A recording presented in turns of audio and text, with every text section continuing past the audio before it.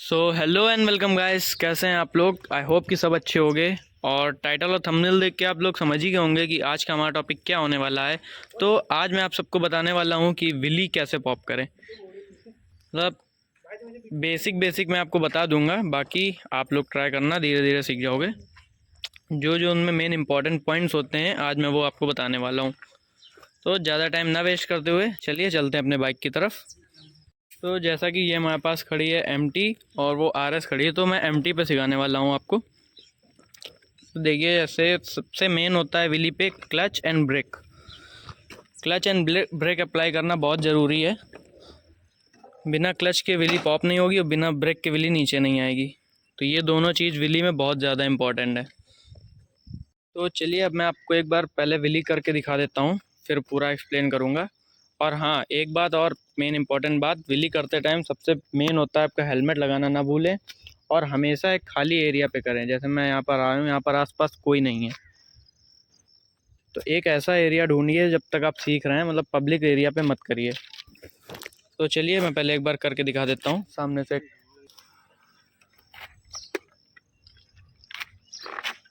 और एक और इम्पॉर्टेंट बात, जैसा कि मेरी बाइक में TCS आता है, तो जिन भी बाइक में TCS आता हो उनमें सबसे पहले आपको TCS ऑफ करना पड़ेगा। जैसे यहाँ पे आप देख सकते हैं, ये देखिए यहाँ पे TCS ऑन दिखा रहा है, तो इसको पहले TCS ऑफ कर दीजिए। मतलब मोस्टली बाइक्स में तो नहीं आता है, बट R15 और MT में ही आता है TCS।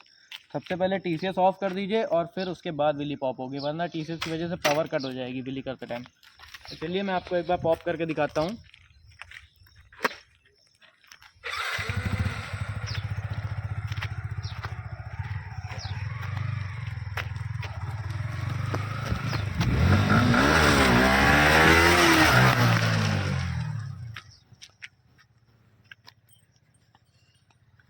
Once more.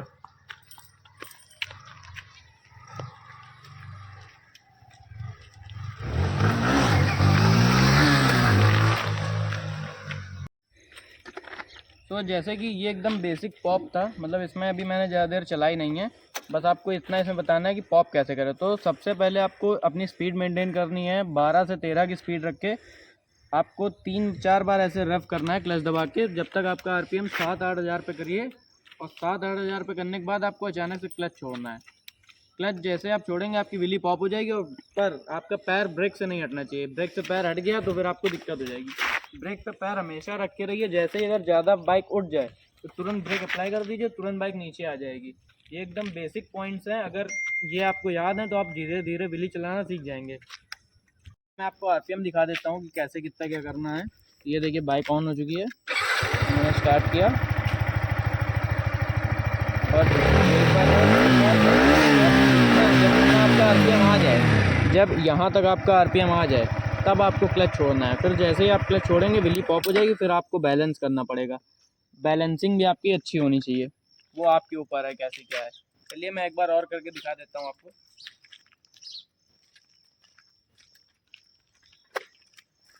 ये बाइक ले लो ना।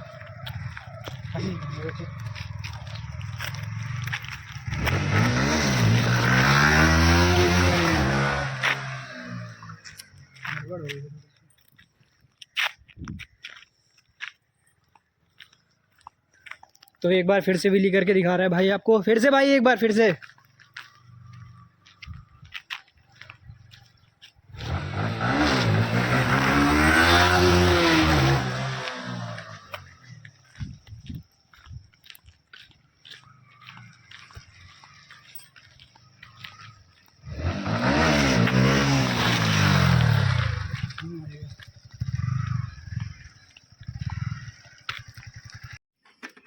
तो जैसा कि इस बार मैंने थोड़ी लॉन्ग विली आपको करके दिखाई है, लॉन्ग विली के लिए आपको एक चीज़ याद रखनी है कि आपको जैसे ही आप अपना क्लच छोड़ें तो आपको थ्रॉटल हमेशा थोड़ा थोड़ा मतलब लेते रहना है, थोड़ी थोड़ी देर में। ये नहीं कि पूरा आप खींच दें, पूरा खींच देंगे तो लिमिटर हिट कर जाएगा, गाड़ी डाउन मार जाएगी।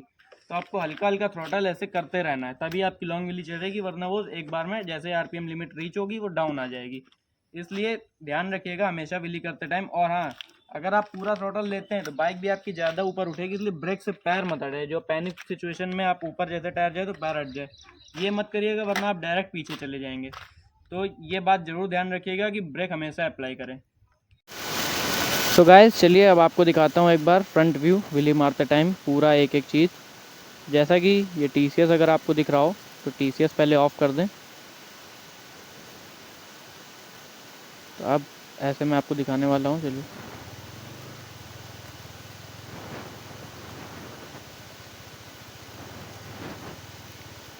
मिनिमम अपनी आपको स्पीड रखनी है यही कुछ 11-12 के आसपास। जैसा कि देख लीजिए 11-12 पहुँच गई। अब RPM यहाँ से मैं ले जाऊँगा 8,000, बस ऐसे पॉप कर देनी है।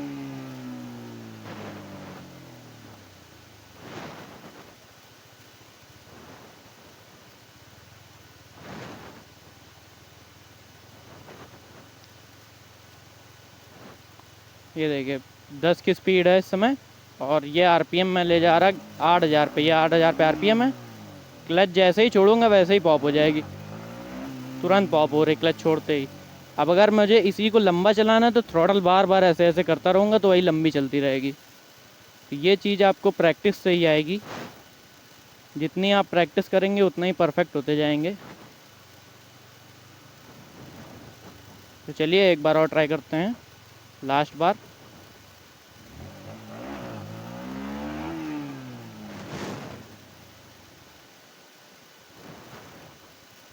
तो और ब्रेक से पैर कभी मत हटाइएगा, मैं बार बार बोल रहा हूँ। ब्रेक से अगर पैर हट गया और आपकी व्हीली ज़्यादा पॉप हो गई तो आप फिर डायरेक्ट नीचे ही गिरेंगे, फिर आपको कोई बचा नहीं सकता।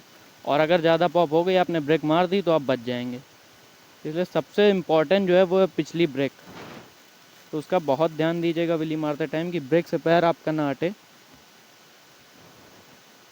क्योंकि सबसे इम्पॉर्टेंट ब्रेक होती है व्हीली मारते टाइम।